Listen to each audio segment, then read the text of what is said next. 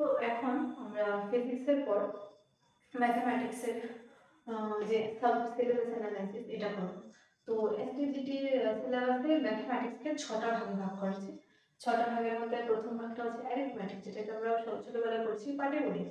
তো পাটিগণিত একদম বেসিক অঙ্ক, যেমন রেশিও এন্ড প্রপোর্শন, মানে অনুপাত সমানুপাত, মানে a:b একটা জিনিস, দুটো এলিমেন্টের জন্য অনুপাত হয়, চারটে এলিমেন্টের জন্য কি হয়, a:b প্রপোর্শন c:d।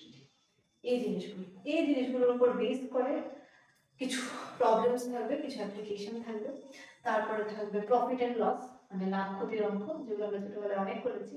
তারপরে আছে আমাদের কি বলে instalment, simple and compound interest. এবার ব্যাংকিং অ্যাকাউন্ট, কেউ ব্যাংকিং এ সেভিং অ্যাকাউন্ট আছে, তাহলে কম্পিউটেশন মানে আমাদের বের করতে হবে ওর কত ইন্টারেস্ট কত in the series of months, মানে মাস করে বছর ওর কতটুকু ইন্টারেস্ট আসছে। এইগুলো জিনিস আমরা অ্যারিথমেটিকে করব, ঠিক আছে। তারপরে অ্যারিথমেটিকের পরে আসে অ্যালজেব্রা। আমি অ্যারিথমেটিকে কি বললাম আমি একটু মানে লিখে দিচ্ছি, ঠিক আছে। ওই জিনিসগুলোর ফর্মুলাসগুলো একটু নিজেরাও মেমোরাইজ করার চেষ্টা করবে, ঠিক আছে। যখন একটা কপি বানাবে for short notes of mathematics and STGT pure science, you should make in a first chapter writing the arithmetic part, then what is the needed formula for ratio and proportion, then for profit and loss, then for installment, simple interest, compound interest, how to find the interest for a series of months in a banking, in a savings account in bank, ঠিক আছে। তাহলে অ্যারিথমেটিকে এই জিনিসগুলো important, আমার মনে হয় আর বিশেষ করে দেখা দরকার, তারপরও দিলাম, ঠিক আছে। যেমন রেশিও প্রপোর্শনের অনেক অঙ্ক আছে, অনেক একটু টাফ লেভেলের অঙ্ক আছে, ঠিক আছে। Ratio proportion, loss and profit, ঠিক আছে, লস এন্ড প্রফিট, ইনস্টলমেন্ট, ঠিক আছে, installment, simple and compound interest, ঠিক আছে। এইসব জিনিসগুলো থাকবে, এগুলো হচ্ছে অ্যারিথমেটিকের বেসিক জিনিস, ঠিক আছে। তারপরে অ্যারিথমেটিকের পরে আসবে অ্যালজেব্রা। পাটিগণিতের পরে আমরা কি করতাম ছোটবেলায়, বীজগণিত, তাই বলে অ্যালজেব্রা। অ্যালজেব্রাতে ফার্স্ট থিং আমরা যেটা করি ফ্যাক্টরাইজেশন। ফ্যাক্টরাইজেশন মানে বড় একটা ইকুয়েশনকে অনেকগুলো ছোট ছোট ইকুয়েশনের প্রোডাক্ট হিসেবে, গুণ হিসেবে, ঠিক আছে। তাহলে আমাদের 2 নাম্বার জিনিসটা হচ্ছে অ্যালজেব্রা। অ্যালজেব্রাতে আমরা কি কি করি, অ্যালজেব্রাতে ফার্স্ট থিং আমরা করি ফ্যাক্টরাইজেশন। ফ্যাক্টরাইজেশন, ঠিক আছে। তারপরে 2 নাম্বার কি করি, solution of a linear system equation, ঠিক আছে। Linear system equation in two variables, দুটো ভেরিয়েবল মানে x এন্ড y ধরতে পারি আমরা, x এন্ড y দিয়ে দুটো ইকুয়েশন থাকবে, ওদের সলভ করতে হবে, ওদের অনেক প্রবলেম আছে, ঠিক আছে। Suppose ax plus by equal to c আর আছে gx plus hy equal to k, এমন টাইপের সিস্টেমগুলোকে সলভ করে x এন্ড y এর ভ্যালু আমাদের বের করতে হবে, ঠিক আছে। তারপরে আছে আমাদের যেমন ইকুয়েশন আছে তেমন ইনইকুয়েশন আছে, মানে অসমীকরণ আছে, ইনইকুয়েশন। তারপর আছে লগারিদমের কনসেপ্ট, বেসিক কনসেপ্টগুলো আছে লগারিদমের, মানে মাল্টিপ্লিকেশন, ডিভাইডেশন, পাওয়ার থেকে কি হয় এগুলো, ঠিক আছে। তারপরে আছে লগারিদমে কি ছিল, ফ্যাক্টরাইজেশন আছে, আছে আর অ্যালজেব্রা আরো অনেক কিছু ছিল। ফ্যাক্টরাইজেশন ছিল, লগারিদম ছিল, সেট থিওরি ছিল, সেট থিওরিতে কি ছিল তো আমরা পড়েছি, তাই তো, right, null set, universal set, subset, intersection, union, এইসব জিনিসগুলো ছিল, ঠিক আছে। তো এইসব জিনিস নিয়ে হচ্ছে আমাদের অ্যালজেব্রা। অ্যালজেব্রার পরে আসে আমাদের কি বলে জিওমেট্রি, মানে জ্যামিতি, ঠিক আছে। জ্যামিতি, আমি এই যে জিনিসগুলো লিখছি লগারিদমের, সেট থিওরির, ফ্যাক্টরাইজেশন, তেমন কোনো ফর্মুলা নেই, জাস্ট প্র্যাকটিস করে, তো ওইগুলো প্লিজ ইম্পর্টেন্ট ফর্মুলাগুলো জাস্ট শর্ট নোটের মতো বানানোর চেষ্টা করো, আমিও ক্লাসে দেবো, এগুলো বুঝে ইয়ে করে শর্ট নোট বানাবে। তারপরে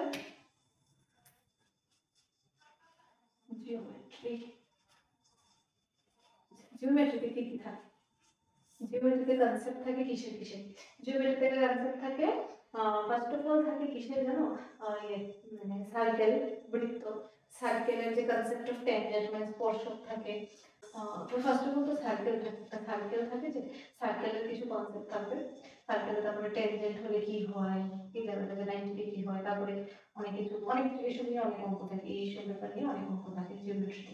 তারপরে থাকে অ্যাপ্লিকেশন অফ পাইথাগোরাস থিওরাম, তারপরে থাকে কিউব, কিউব মানে ঘনক, হ্যাঁ ঘনক, তারপরে রম্বাস, তারপরে স্কোয়ার মানে বর্গক্ষেত্র, আয়তক্ষেত্র, এইসবের অনেক কনসেপ্ট নিয়ে জিওমেট্রি কনসেপ্টটা থাকে বেসিক্যালি। তো জিওমেট্রি জিনিসটা কি হয়, জিওমেট্রি জিনিসটা ফিগার যত ভালো ক্লিয়ার তত ভালো জিওমেট্রি ক্লিয়ার। জিওমেট্রি জিনিসটা কঠিন মনে হয় বাট একদম ইজি আমার কাছে মনে হয়, যদি তুমি কনসেপ্টটা জানো যে এই জায়গাটা 90 ডিগ্রি, এই ভ্যালুটা তুমি জানো, এই ভ্যালুটা জানো, এই ভ্যালুটা জানো, এটা কিন্তু কোনো ব্যাপার না পাইথাগোরাস থিওরাম দিয়ে। এইসব জিনিসের কনসেপ্টই বেশি কাজে আসে। তারপরে জিওমেট্রি করে আসে, জিওমেট্রি করে আসে ট্রিগোনোমেট্রি, না সরি মেনসুরেশন। মেনসুরেশন মানে পরিমিতি, আমরা যেটা আগে পড়তাম মেনসুরেশন, মেনসুরেশন। ঠিক আছে, মেনসুরেশনে ফার্স্ট অফ অল কি থাকে, পরিমিতির মধ্যে ফার্স্ট অফ অল থাকে পেরিমিটার এন্ড এরিয়া। পেরিমিটার মানে পরিসীমা আর এরিয়া মানে ক্ষেত্রফল। পেরিমিটার এন্ড এরিয়া বের করব আমরা, কার কার? পেরিমিটার এন্ড এরিয়া অফ কার স্কয়ার, ঠিক আছে, বর্গক্ষেত্র, রেক্ট্যাঙ্গেল, স্কয়ার, রেক্ট্যাঙ্গেল, প্যারালেলোগ্রাম, সামগ্রিক প্যারালেলোগ্রাম, রম্বাস, ঠিক আছে, তারপর আরো আছে, ঠিক আছে। তারপরে আছে পেরিমিটার এন্ড এরিয়া, তারপরে ইয়ে বৃত্তে মানে সার্কেলের, যে সার্কেলের সারফেস এরিয়া, এই সবগুলো বের করতে হবে, সার্কেলের থাকে, ঠিক আছে কনসেপ্টটা। আর আছে মেনসুরেশন, আর কি কি জিনিস আছে এইসব কিন্তু আমরা বের করি। তারপরে কিউব, কিউব থাকে, কিউব, তারপরে চোঙ, রাইট সার্কুলার সিলিন্ডার, এটাকে চোঙ বলে, রাইট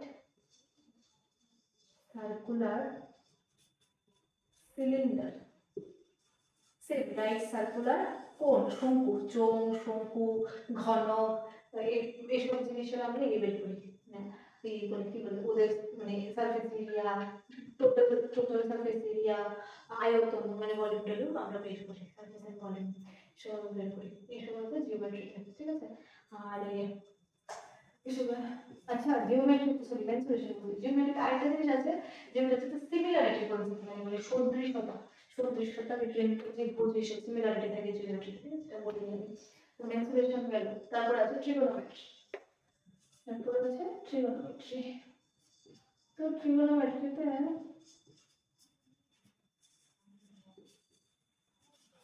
6টি রেশিও আছে, sin থিটা মানে অ্যাকিউট অ্যাঙ্গেলের 6টি রেশিও, tan থিটা,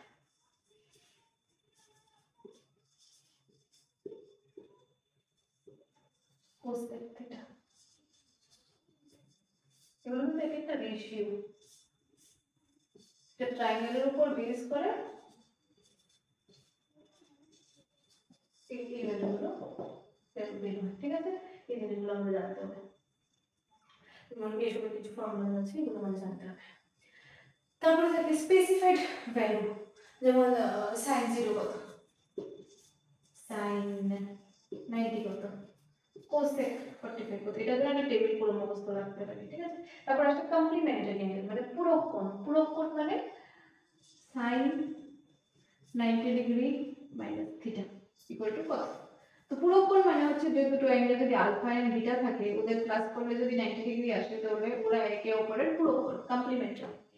আর দুটো অ্যাঙ্গেল যদি আলফা বিটা থাকে, ওদের প্লাস করলে যদি 180 ডিগ্রি আসে then they will be called supplementary angle মানে সম্পূরক কোণ, ঠিক আছে এই জিনিসগুলো। তারপরে এইসবের পরে থাকে কি হাইট এন্ড ডিসটেন্স বলে আরেকটা জিনিস থাকে, এগুলো কিছু ইম্পর্টেন্ট অঙ্ক, হাইট এন্ড ডিসটেন্সের অঙ্ক ইউজিং ট্রিগোনোমেট্রিক ফাংশন আমরা সলভ করি, ঠিক আছে, এগুলো হলো ট্রিগোনোমেট্রি। তারপরে আছে লাস্ট স্ট্যাটিস্টিক্স। স্ট্যাটিস্টিক্সে মিন মিডিয়ান মোড তো আছেই, গড় মধ্যমা সংখ্যাগুলো মান হিসেবে বের করতে হবে।